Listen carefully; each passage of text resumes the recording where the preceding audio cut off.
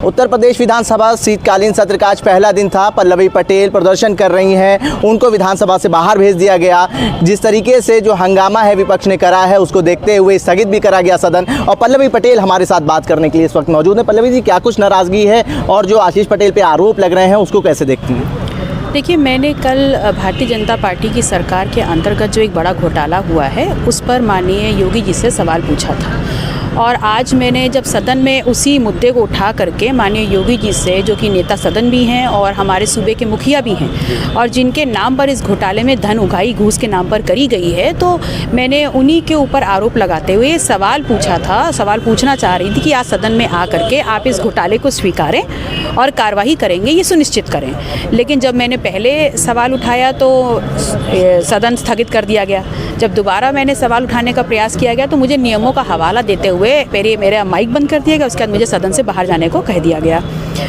और सिंपल सी बात है कि भारतीय जनता पार्टी की जो सरकार है वो भ्रष्टाचार में डूबी हुई है और उनके एक विभाग का ये जो घोटाला है मैं उजागर कर रही थी। और 250 लोग जो कि क्वालिफाइड नहीं थे उनको नियम विरुद्ध तरीके से नियमों को ताक पे रखते हुए उनको प्रमोट कर दिया गया, जबकि सीधे सीधे नियमावली ये कहती है कि सिर्फ और सिर्फ ओपन अपॉइंटमेंट्स होंगे, चयन होगा और वो चयन यूपीएससी के माध्यम से होगा। एआईसीटी के नॉर्म्स जो भी लोग अभ्यर्थी पूर्ण करेंगे वो इन पे सिलेक्ट होंगे।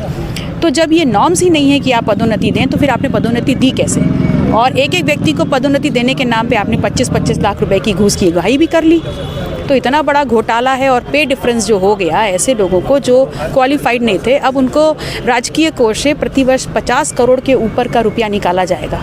ये राजकीय कोष किसी के घर की तिजोरी नहीं है, ये हमारे द्वारा दिए गए मेहनत की कमाई का पैसा है जो टैक्स के रूप में जमा होता है। तो 50 करोड़ रुपए अगर प्रति साल निकाले जाएंगे तो उसके लिए जवाबदेही किसकी है? दूसरा, सरकार कहती है हम संविधान के अनुसार चलते हैं, संविधान को मानने वाले हैं, तो संवैधानिक नियमावली की धज्जियाँ क्यों उड़ाई जा रही हैं? तीसरा, जो लोग क्वालिफाइड हैं, प्रतिभाशाली छात्र छात्राएं हैं, वो यूपीएससी के माध्यम से अप्लाई करते, सारे नॉर्म्स पूरे करके जो चयनित होने चाहिए थे उनके तो अवसर ही आपने ख़त्म कर दिए। उनके तो हक और भविष्य की लूटमारी हो गई। और आप कह रहे हैं कि किस नियम के अंतर्गत आप इस विषय पर चर्चा चाहती हैं? तो क्या नियम के आधार पर आपने पिछड़ों के वोट लिए के सरकार बनाई थी? नियम के आधार पर क्या ये घोटाला हुआ है? लेकिन आशीष पटेल तो कह रहे हैं, जो विपक्षी पार्टियां हैं आपके ऊपर खासतौर से वो आरोप लगाने के फंसाने की कोशिश कर रहे हैं। देखिए, बात तो और आरोप जवाब न्याय मैं सभी कुछ मानिए योगी जी से मांग रही हूँ। इनको पता नहीं क्यों छटपटाहट हो रही है।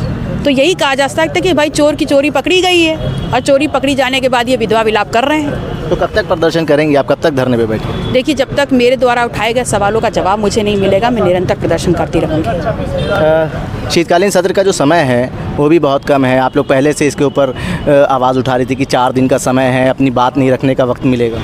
देखिए, सरकार से विपक्ष के माध्यम से जनता के सवाल ना पूछे जाएं और उनको जवाब ना देना पड़े, इसीलिए हर सत्र का जो एक टेन्योर है वो दिन प्रतिदिन घटता चला जा रहा है। और आप सत्र चलाएं या ना चलाएं, हमको सदन के अंदर बैठने दें या ना बैठने दें। जनहित के 2 मुद्दे हैं जिनके आधार पर, जिनका वोट लेकर के आपने सरकार बनाई है।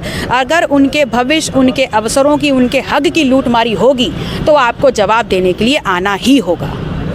तो किस तरीके से अपना प्रदर्शन आप अंदर करेंगे? कुछ तैयारी है आपकी? कल सदन में क्या कुछ मुद्दा उठाएंगे? इसके लिए क्या करेंगे? देखिए, फिलहाल तो मैं अपने मुद्दे को लेकर के यहाँ बैठी हुई हूँ और तब तक बैठी रहूँगी जब तक जवाब नहीं मिलेगा। ठीक है। हमारे साथ पल्लवी पटेल बात करने के लिए थी। इन्होंने साफ तौर पे कहा है, जब हमने ये घोटाले की आवाज़ सदन में उठाई तो हमें बाहर कर दिया गया और जब तक पिछड़ों को उनका हक नहीं मिल जाता हम यहाँ पे प्रदर्शन करते रहेंगे। इनका साफ तौर पे कहना है कि आशीष पटेल ने घोटाला करा है, ये बड़ा आरोप लगा रही हैं। अब देखना होगा कि सरकार इसके ऊपर क्या कुछ कदम उठाती है। उल्टा चश्मा के लिए आकिब मिराज खान।